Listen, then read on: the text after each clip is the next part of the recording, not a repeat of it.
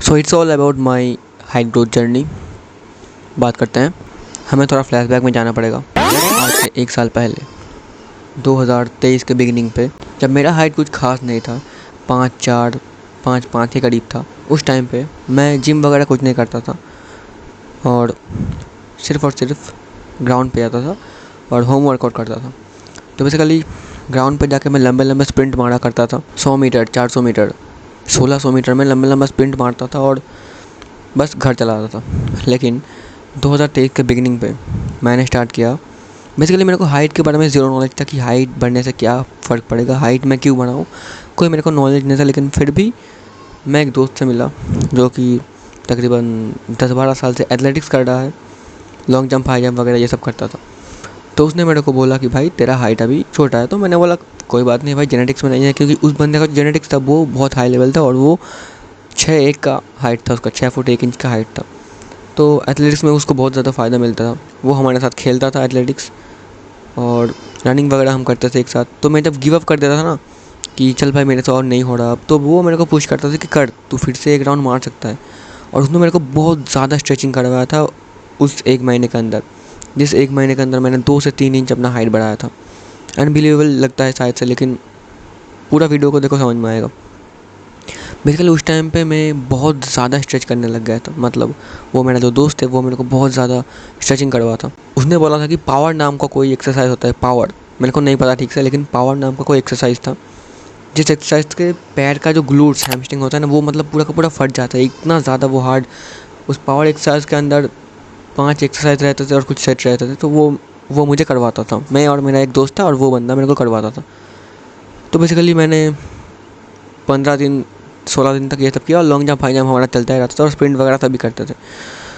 तो 15-16 दिन के बाद जब लॉन्ग जंप मैंने मारा, उसके बाद जो नापने के लिए जो होता है ना वो मशीन, उससे मैंने लॉन्ग जंप का मापा कि मैंने कितना लॉन्ग जंप मारा। फिर नापने के बाद मैंने बोला कि भाई मेरा हाइट मापना ज़रा। फिर जब उसने मेरा हाइट नापा, मेरे को दिखा कि मैं तब 5'6" का हो चुका था। फकिंग कि मैं 5'4" या फिर 4.5" का था तब, जब मैंने शुरू किया था 5'6" का मैं हो चुका था। तो मेरे को कोई फ़र्क नहीं पड़ा, चल ठीक है करते हैं फिर से। तब तो मैं जिम भी नहीं जाता था, तो मेरे पास एक्सरसाइज का सिर्फ 2 ही ऑप्शन था, होम वर्कआउट और ये ग्राउंड, जो मैं अभी भी जाता हूँ। और बेसिकली मेरा लाइफ जब मैं छोटा था तब से ही मेरा लाइफ बहुत ज़्यादा एक्टिव था, मैं बहुत ज़्यादा स्प्रिंट वगैरह करता था। तो बेसिकली मैं बहुत ज़्यादा स्किनी था, इसलिए मैंने बल्क किया और अपना फिजिक थोड़ा सा ट्रांसफॉर्म किया है। बाद में बात करेंगे फिजिक के बारे में। तो मेन टॉपिक बात है। फिर 15-16 दिन बाद जब मैंने देखा कि मेरा हाइट 1.5 से 2 इंच तक बढ़ गया था, पता नहीं कैसे लेकिन बढ़ गया था।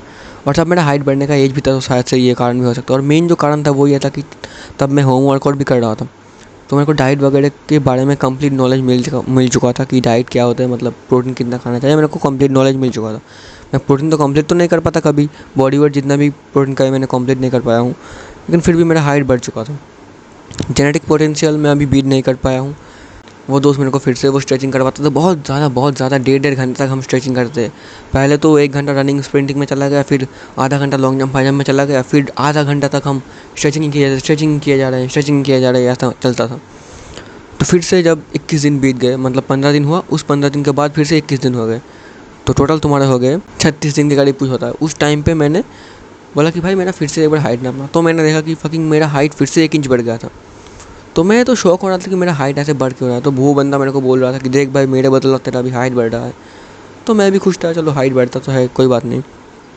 और मैं फिर से बोल रहा हूँ, ये सिर्फ और सिर्फ स्ट्रेचिंग की वजह से नहीं हो रहा, ये हो रहा है तो उसका 50% चांस डाइट में भी जाता है, क्योंकि मेरा डाइट तब बहुत ज़्यादा सुधर गया था। मैं 2-3 अंडे खा रहा था दिन के, चिकन खा रहा था हफ्ते में 3-4 दिन, सोया खा रहा था दिन, और चना वगैरह मैं तब बहुत खाता था। तो इसलिए हो सकता है कि डाइट की वजह से भी हो गया होगा।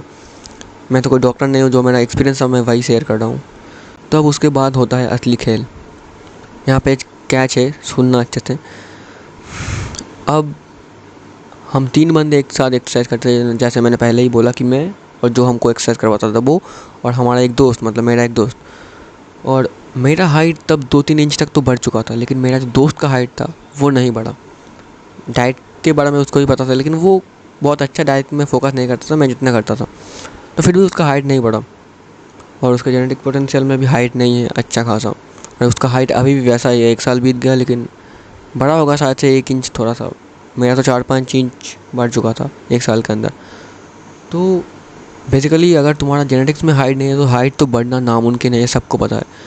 लेकिन डाइट अगर तुम अच्छे रखोगे तो तुम हाइट अपना इंक्रीज़ कर सकते हो। जेनेटिक के ऊपर नहीं जा सकते लेकिन जेनेटिक्स पोटेंशियल में तुम आ सकते हो, वही बहुत बड़ी बात है। मेरे लिए तो जेनेटिक पोटेंशियल में जाना ही बहुत बड़ी बात है, अभी तक बीट नहीं कर पाया हूँ।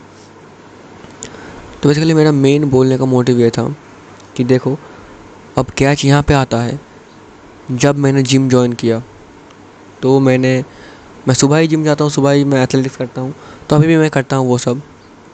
मेरा जो वॉल्यूम था मॉर्निंग का जो एथलेटिक्स है उसमें मैंने वॉल्यूम कम कर दिया, स्ट्रेचिंग वगैरह करना बंद कर दिया, सिर्फ स्प्रिंट लॉन्ग जंप वगैरह करके मैं अभी भी आ जाता हूँ। अभी भी मैं जाता हूँ, जैसे कि मैंने बोला मेरा लाइफ बहुत ज़्यादा एक्टिव है। अभी भी मैं सुबह सुबह 5-6 बजे के करीब ग्राउंड पे जाता हूँ, 1 घंटा रनिंग करता हूँ, फिर वापस आता हूँ। उसके बाद 1 घंटा मैं कुछ खाना वाना खा लिया, फिर मैं जिम जाता हूँ। तो मैंने वॉल्यूम कम कर दिया अपना मॉर्निंग एक्सरसाइज का। तो इसकी वजह से क्या हुआ, जैसे ही मैंने जिम जॉइन किया मेरा हाइट सडनली ग्रो होना बंद हो गया। अब ऐसा नहीं है कि जिम जाने से हाइट रुक गया, नहीं, मेरा हाइट सडनली ग्रो होना बंद हो गया। इसका वजह से एक ही हो सकता है कि मैंने डाइट में तो फुल फोकस डाल दिया लेकिन मेरा स्ट्रेचिंग बंद हो गया। जो मैं डेली का स्ट्रेचिंग करता था, इतना ज़्यादा स्ट्रेचिंग करता था, वो मेरा बंद हो गया। तो इसकी वजह से शायद से मेरा हाइट जो था वो इंक्रीज़ होना बंद हो गया। अभी तक जितना दिन से मैं जिम जा रहा हूँ शायद से आधा या फिर 1 इंच हाइट बढ़ा होगा, उससे ज़्यादा नहीं। तो मतलब स्ट्रेचिंग तुम्हारे हाइट ग्रोथ में बहुत ज़्यादा इम्पैक्ट लाता है। मेरा जो एक्सपीरियंस है उसकी बेसिस पे स्ट्रेचिंग तुम्हारे हाइट ग्रोथ में बहुत ज़्यादा इफेक्ट डालता है और बहुत ज़्यादा इम्पैक्ट पड़ता है इससे। तो बेसिकली मैं तुम्हें कोई स्ट्रेचिंग सजेस्ट नहीं करूँगा कि तुम ये कर लो वो कर लो, नहीं भाई, मैं तुम्हें कुछ सजेस्ट नहीं करूँगा, क्योंकि मैं स्ट्रेचिंग तो करता था लेकिन मेरे को उसका नाम ही पता नहीं था कि मैं क्या करता था। जो मेरे को वो कर पाता था वही मैं करता था। और अगर मैं सजेस्ट कर भी दूँ फिर अगर आपका हाइट नहीं बढ़ा फिर आप मेरे को आके गाली दोगे, तो उससे अच्छा आप खुद ढूंढो यूट्यूब पे, बहुत सारे स्ट्रेचिंग आपको मिल जाएंगे, क्या स्ट्रेचिंग करना है क्या स्ट्रेचिंग नहीं करना है, तो आप उसको देखो और खुद स्ट्रेचिंग करो। और मैं सबसे ज़्यादा जो एडवाइस देना चाहूँगा वो है कि स्प्रिंटिंग, लंबे स्प्रिंट मारना चालू करो, क्योंकि स्प्रिंट से मैंने देखा है बहुत बंदों का जो मसल होता है वो खुल जाता है। मसल मतलब क्या, मसल तो नहीं खुलता, स्प्रिंट से जो होता है वो बोन ग्रो होना शुरू हो जाता है, तो हाइट उससे बढ़ जाता है, बहुत थोड़ा बहुत बढ़ जाता है। तो स्प्रिंट अगर तुम नहीं करते, एक्टिव लाइफ अगर तुम नहीं बिताते, तो एक्टिव लाइफ बिताना शुरू कर दो, जिससे कि तुम्हारा हाइट ग्रोथ में बहुत ज़्यादा इम्पैक्ट पड़ने वाला है। तो इतना ही बोलना था।